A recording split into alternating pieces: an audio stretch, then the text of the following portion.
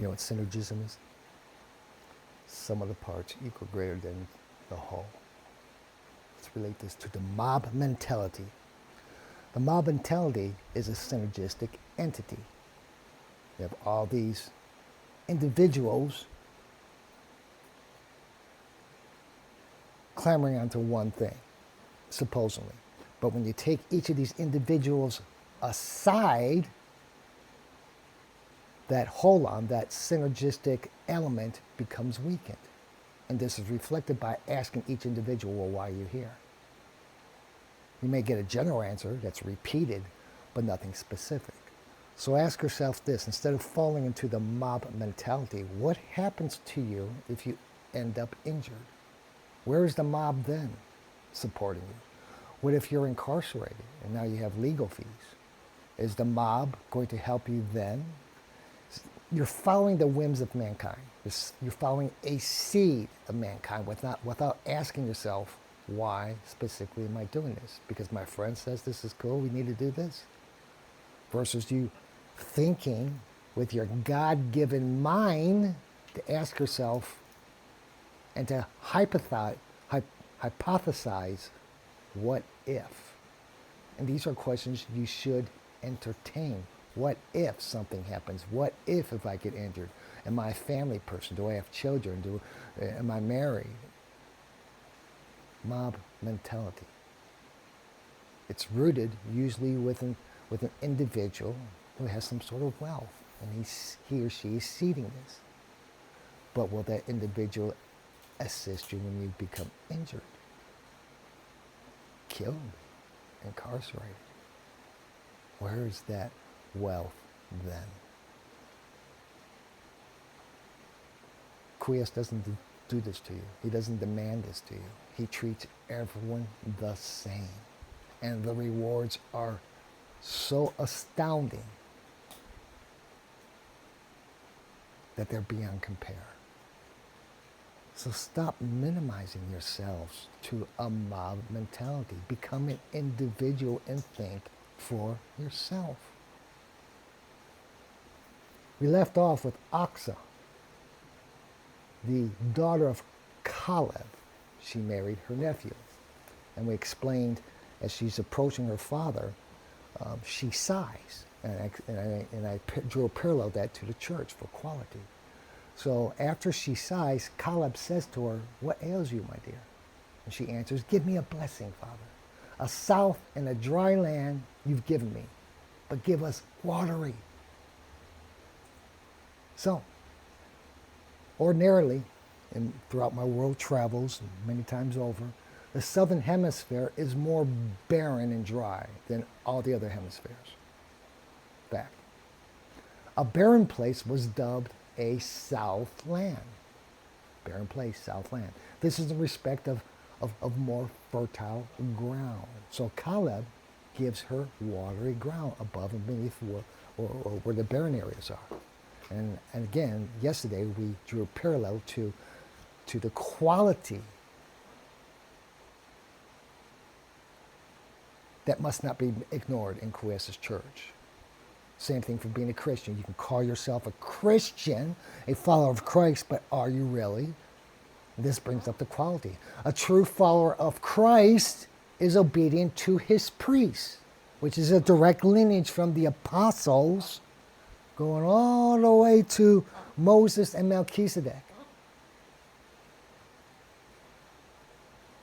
If your pastor or priest is not part of that lineage, then he or she, because there is no she, priest, is incorrect, and you're on the wrong path. Sacraments. Christ gave us particular sacraments so we can be part of him daily. Are you engaged in these sacraments? So that's what I mean, the quality. Christian no longer has the meaning it once did. All right, so moving on. This is the boundaries that you see before you. Looks like a mess, of Judah. But we're going to start off with the southern boundary. This is the possession of the tribe of the children of Judah by their kindreds and the cities from the uttermost parts of the children of Judah by the borders of Edom on the south. And Edom, as you can recall, is to the east of Balut, down over here, Edom, the Edomites. So, let's begin, shall we? The southern boundary, southern territory, southern boundary of Judah. Judah is marked by the following. Eder. Yeah, that doesn't look like it's on the south to me, and I'll explain this in a few minutes. So yeah, it begins with what I'm telling you what is written in the liturgy. And Epistle starts with this city, Eder. Then, see this red mess down here? That pertains to these cities right here. This side kind of mainly encompasses to the south and right along east and west of the Moladah, unspecifically.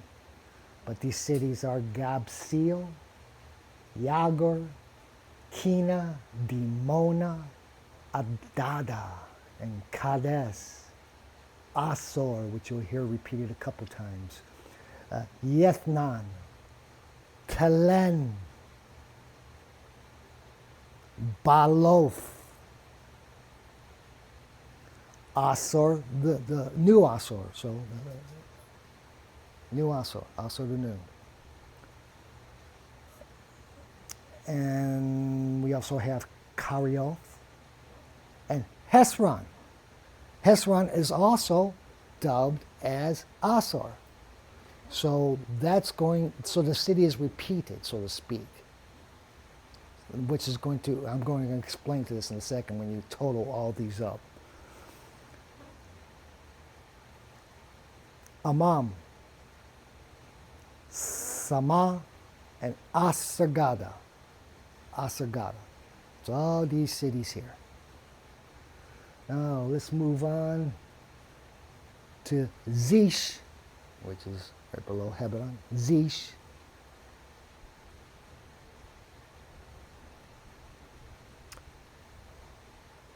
Now we're going to talk about Moladah, and the city is just east of Moladah. So we have Moladah, then Elphalad, Kesil, and Harma. Now we're going to discuss the cities just to the northwest of Moladah. Yin, Hasamon, Hasersuo, and Beth Phelet. Then there's the city of Bersabee, all here by itself. Bersabee. Then there's Basiothia and Bala, which is adjacent northeast to Bersabee. Basiothia and Bala. Siklag, Madamena, Sensena, and Labaoth is south of Bersabee. It's this area right here. Siklag, Labaoth, Madamena, and Sensena pertains to this area here. Then finally we have Elim,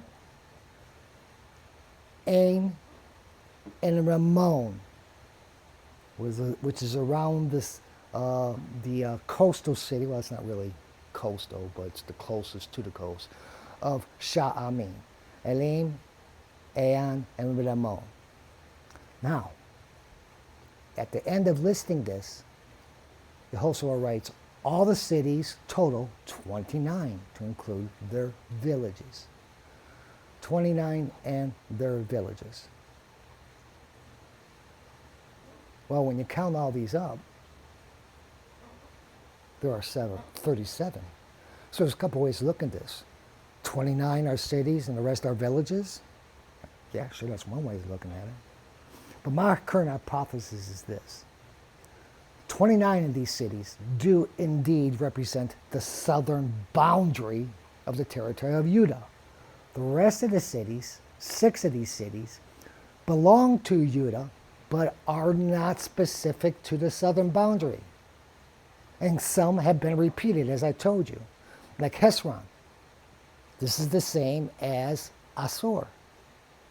So that's one right there. And then these other cities, Eder and Zish. There's 2 more, so that's 3 total. Then we have Sikaleg. This here right here.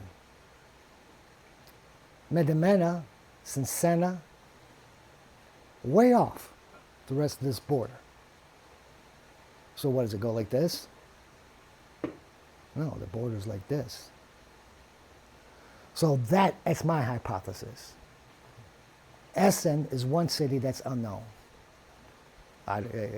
It's listed last, so it's probably around the Shamin area, but I don't know where, and no one does.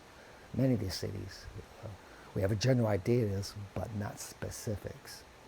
So that's my hypothesis is why there are 37 versus 29. Sometimes the city's been repeated, like Asor. In fact, it's repeated 3 times.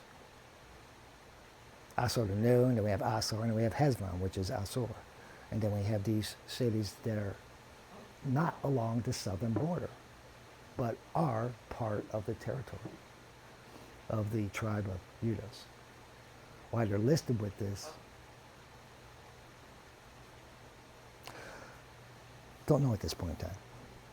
All right, this will be the end for now when we next meet, because I need to redo this whole map, and we're going to continue on with the Champagne territories for the boundaries of Judah. Until next we meet, take into wonder with everything that you learn and apply it to your daily life, and be thankful you have an area to call your own. And you should be thanking Abraham for that, the father of all nations. Destroy not what's your home, but enliven it. And remember, it's temporary for you. It's a gift from Kriyas. Because this land, we may want to have ownership, but it's not ours. This earth belongs to our Creator. Till next we meet, Pax Vobis.